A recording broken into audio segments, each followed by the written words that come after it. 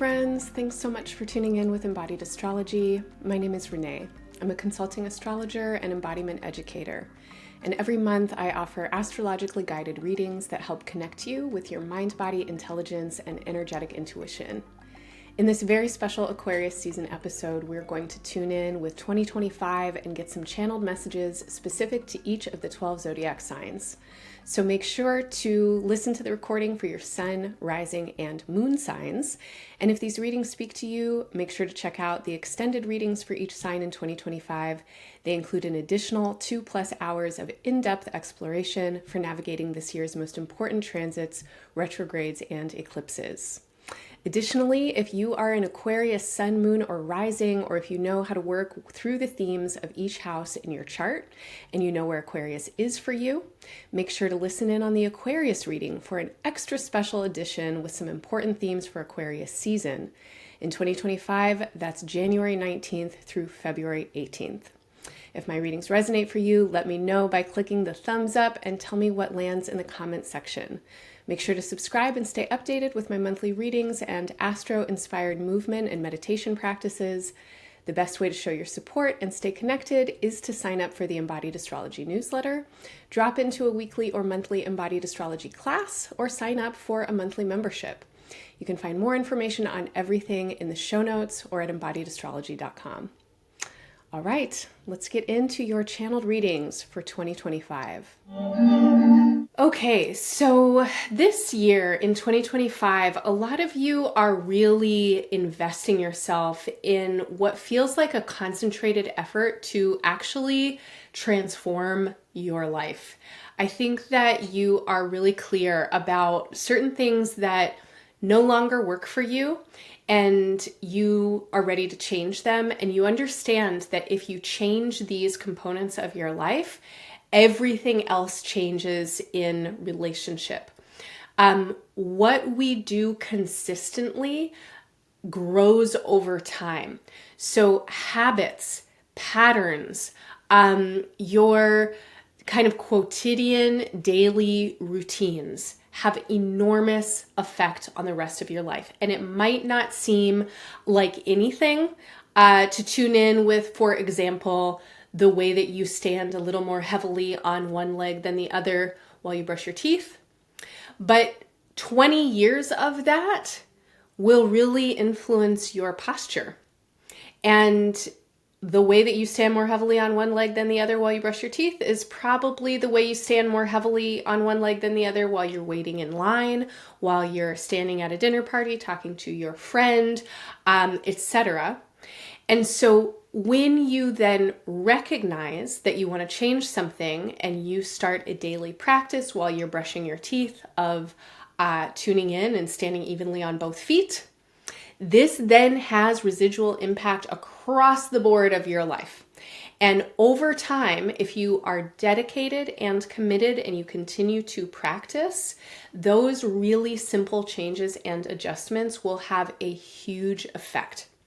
And so the example that I just gave might seem a little bit silly or non-consequential, although I guarantee you our posture and how we work with our bodies really does a lot and means a lot for a lot of things.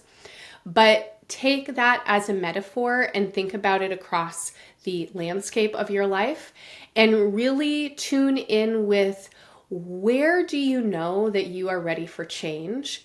And what habits do you have that you are wanting to change?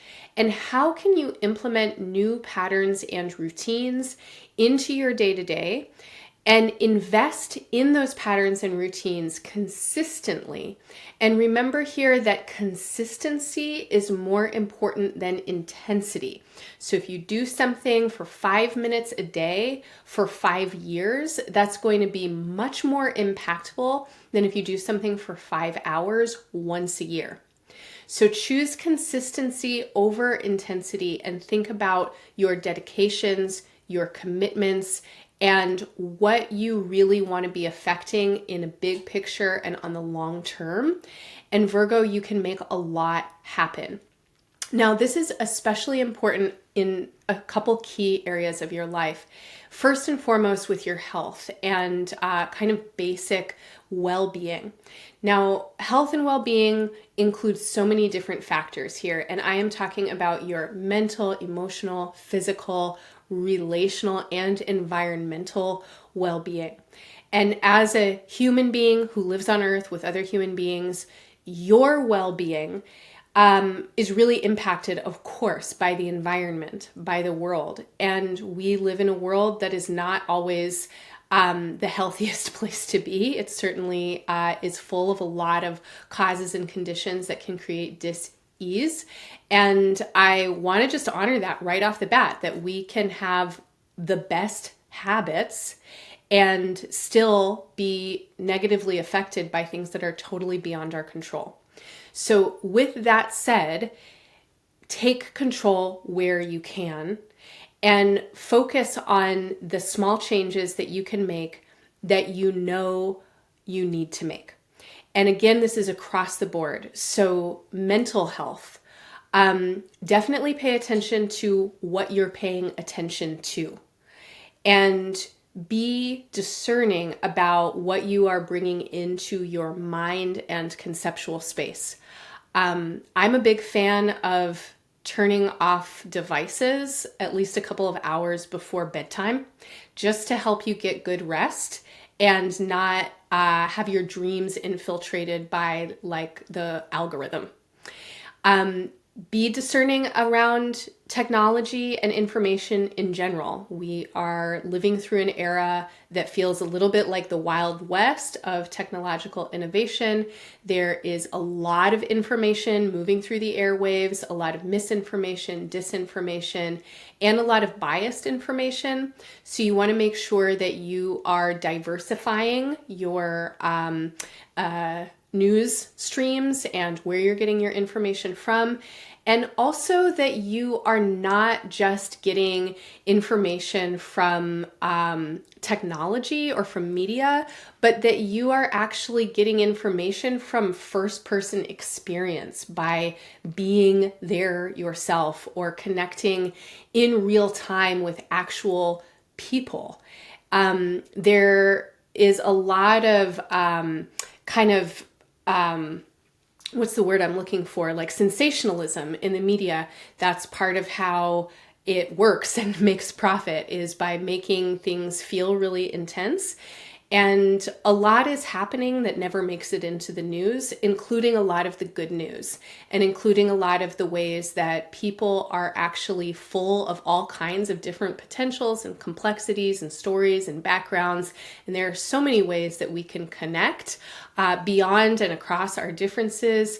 And it feels to me that you really want to be careful about how you are shaping your life right now, because connecting with people and having good relationships and trusting relationships is really important for you. And I'm going to talk more about that soon.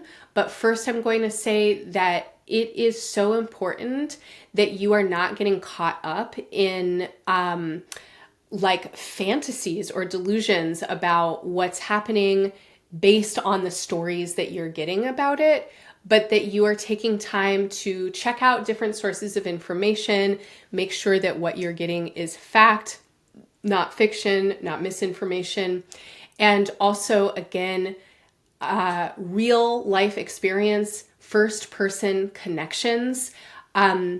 You want to feel grounded and solid and steady with your mind. And it's really hard to feel that way these days for a lot of different reasons. So work skillfully with the ways that you're giving information to your mind, and really seek out the opportunities to connect in new and different ways and perceive in new and different ways. This will help your mind and it will help new neural pathways grow. And you are in a really great spot right now to take advantage of the fact that your brain has plasticity. You can continue to learn new things no matter how old you are. And the feeling of learning new things and creating new possibilities is very enlivening for our bodies and minds, and this feels important for you. Now, when it comes to physical health, I already mentioned noticing small habits. And when you are implementing new habits and new patterns for your physical health, as I think many of you want to do in 2025, please take small bites, take small steps. You don't need to do everything all at once. Remember that consistency is more impactful than intensity in the long term. And there is an arc of progress that we're looking at here that is not about doing things super, super fast and immediately, but actually cultivating sustainable, long-term habits that are supportive for you in a big picture kind of way. So for those of you who know that you need to take care of your body in new ways, now is the time to really look at the habits that you have, the places and spaces where you can make small adjustments that feel like they're possible right now. A lot of times when we're trying to do really big stuff all at once, it actually isn't possible for us to sustain that kind of shift. So work strategically and think about timelines, and we can get more into this in the third part of the reading, but think about timelines to kind of mark your progress with something and set up a course of action for you that sets you up for success by not asking you to change too much too fast, but really being intentional about what you're trying to change and working backward from the big change, kind of ultimate big picture that you're trying to go for, working backwards from that and thinking about, how do I start? What are the steps that I need to take in order to get there?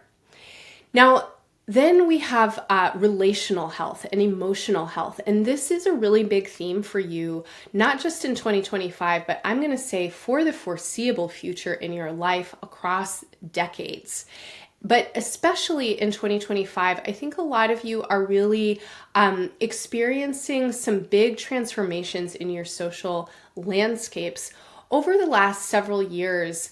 And even the big, I'm going to say like over a decade of the kind of past chunk of your life, a lot of you have been really working things out in the realm of your relationships that at times have felt very confusing, really challenging, potentially even defeating. There may have been situations that you have been in with other people where you invested a lot into it and then felt like you were kind of left with nothing. There may have been situations where your boundaries were not respected or they were taken advantage of.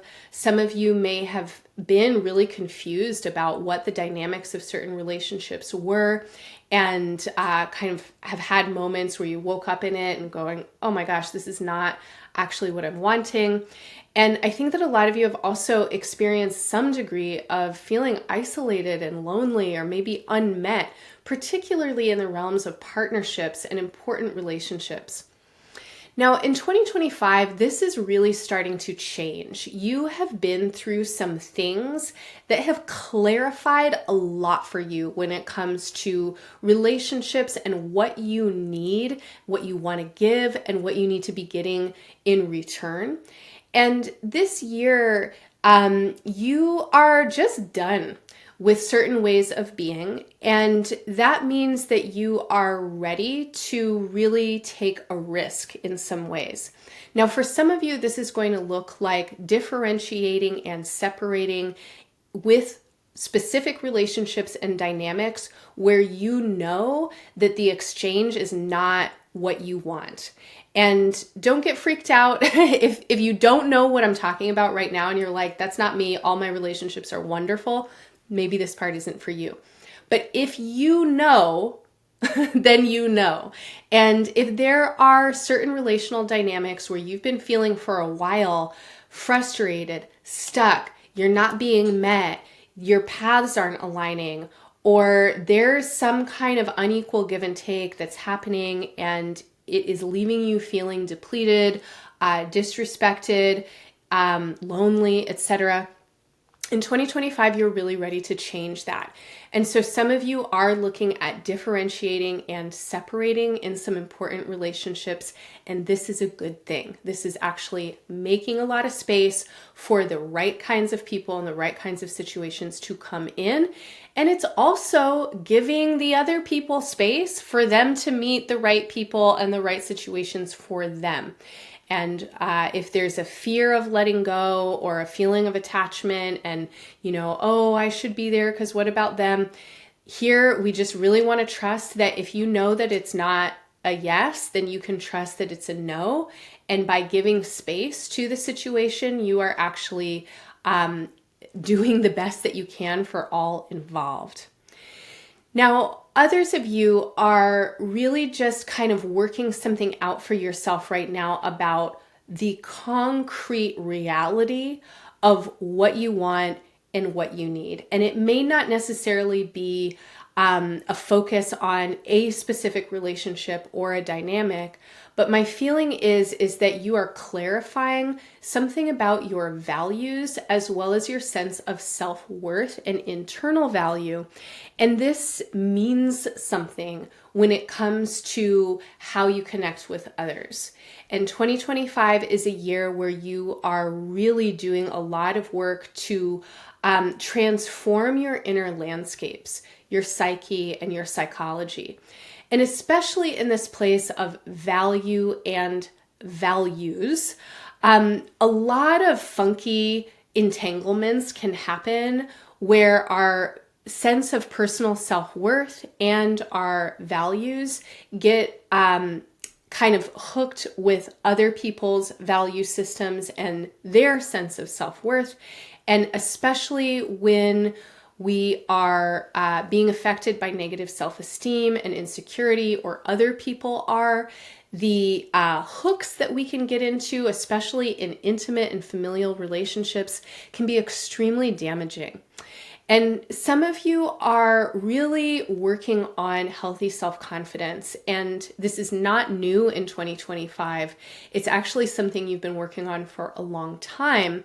But what's happening is that in 2025, the work that you've been doing becomes more and more coherent and integrated in your body mind.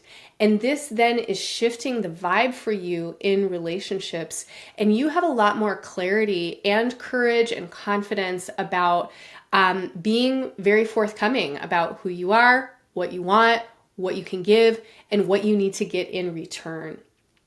Similarly, some of the people who you might be in relationship with might also be going through these kinds of processes, or they might need to, and you are in some kind of dynamic with others, really trying to encourage everybody to up-level their emotional literacy, their energetic and relational capacity. And there is a need, especially in your important relationships, to be courageous in 2025. A lot of you need to have some conversations that you have put on the back burner for quite some time. And again, you know it. If this is you, you know it. You'll know it when it comes up, when things happen this year and you're like, oh, wow, that's in the way. Something's happening, but we're not talking about it, and we really need to talk about it. Or you might be feeling something is present, but somebody isn't being clear about it, and so you need to confront them. There is a real need in 2025 for you to get real with yourself and with others. And this includes all levels of your relationships, but particularly the most intimate relationships. And here I'm really thinking about partners and family. If there's stuff that's in the way, it needs to get out of the way this year. And you might need to do some internal sorting out in order to come to the conversation in a way that you feel good about and in a way that allows other people to meet you there. So this is also a year when it's definitely in your best interest to take your time to sort things out internally. If you know that there are situations that feel a little funky that need to be addressed, or that carry just a lot of intensity in them, or there are big things happening or big issues that you're working with, definitely take the time to do your inner work. If you have trusted allies and friends that you can talk to, therapists that you can process with, a journal where you can get it all out, as well as divinatory practices like tarot or astrology that can help you expand your awareness and insight into some of the more energetic components of what's happening. This is a time to use all of those tools and take advantage of that kind of support. And your aim and intention now is to empower yourself and your relationships to grow into the next level. You want to deepen into intimacy. You want to build trust, but you can't do that if you're not being honest, and you can't be honest if you're not being honest with yourself. So 2025 is a reckoning kind of year for Virgos out there. And first and foremost, your reckoning is with yourself. And this includes like habits that you have, right? And things that you know need to change a little bit. And then it definitely becomes relational. Now, in a broader sense, relationships are really important. Always, of course, we need relationships for basically everything. But for you right now, you want to do something in your life and in the world, and it requires other people. Or it will be better with other people, with the right people, doing the right kinds of things. And many Virgos are involved in some kind of collaboration or group project or social work. And this might not be new for you, but new things are at least happening in 2025 if you're not actually involved with new groups of people. The ways that you are working with people feel like they need to be strategic. There is a level of communication and intelligence that needs to be present.